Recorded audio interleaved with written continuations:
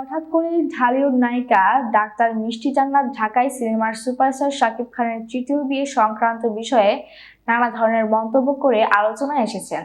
তার এসব মন্তব্যকে ঘিরে সৃষ্ট নানা জটিলতার জের ধরে চিত্রনায়িকা তমা মির্জার এক ফেসবুক পোস্টের কারণে কয়েকটি ভিডিও পোস্টে তাকে তীব্র কটাক্ষ করেন মিষ্টি জান্নাত। সেসব কটাক্ষমূলক ভিডিও বার্তার পরিপ্রেক্ষিতে মিষ্টি জান্নাতকে আইনি নোটিশ পাঠালেন চিত্রনায়িকা তমা মির্জা। সেখানে 10 কোটি টাকার ক্ষতিপূরণ দাবি করেছেন তমা। শাকিব খানকে বিয়ে করার বিষয়ে নায়িকা মিষ্টি জান্নাতের বক্তব্যের পরে এসব নিয়ে মন্তব্য করে ইতোমধ্যেই চিত্রনায়িকা মিষ্টি জান্নাতের সঙ্গে তর্কে জড়িয়েছেন অভিনেতা ও উপস্থাপক শাহরিয়ার নাজিম জয়। শুধু তর্কেই নয়, জয়ের উপর প্রথমে ক্ষুব্ধ হয়ে সিনিয়র না হলে তাকে থাপড়াতেন এমন কথা বলেছেন তিনি। পাশাপাশি জয়ের বিরুদ্ধে গুরুতর একটি অভিযোগও এনেছেন মিষ্টি জান্নাত। আর সে সময় সিনিয়রকে অশ্রদ্ধা করার বিষয়ে সামাজিক যোগাযোগ মাধ্যম ফেসবুকে একটি স্ট্যাটাস দেন এবং তমা মির্জা, যেখানে মিষ্টি জান্নাতের নাম অনুল্লেখ্য ছিল। পরবর্তীতে মিষ্টি জান্নাত পুনরায় তমা মির্জা ও শাহরিয়ার নাজিম জয়কে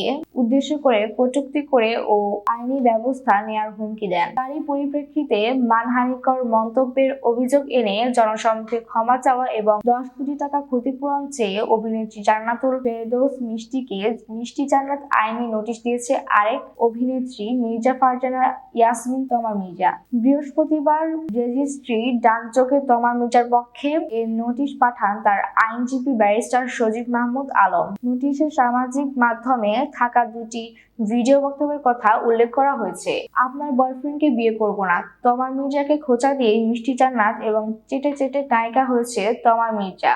জান্নাত শীর্ষক শিরোনামে সামাজিক মাধ্যমে ছড়িয়ে পড়া ভিডিওতে মানহানিকর বক্তব্য রয়েছে বলে দাবি করেছেন আইনজীবী। নোটিশে বলা হয়, মিষ্টি জান্নাতের এ সকল বক্তব্যে সাংবাদিক ও দেশের জনগণের কাছে তার তমা মির্জার সুনাম নষ্ট হয়েছে। এ ধরনের বক্তব্য তমার চরিত্র ব্যক্তিত্বে আঘাত হেনেছে। এটি শাস্তিযোগ্য অপরাধ। উদ্দেশ্যে প্রণোদিতভাবে ডিজিটাল মিডিয়ায় এসব মানহানিকর বক্তব্য হয়রানির উদ্দেশ্যে করা হয়েছে।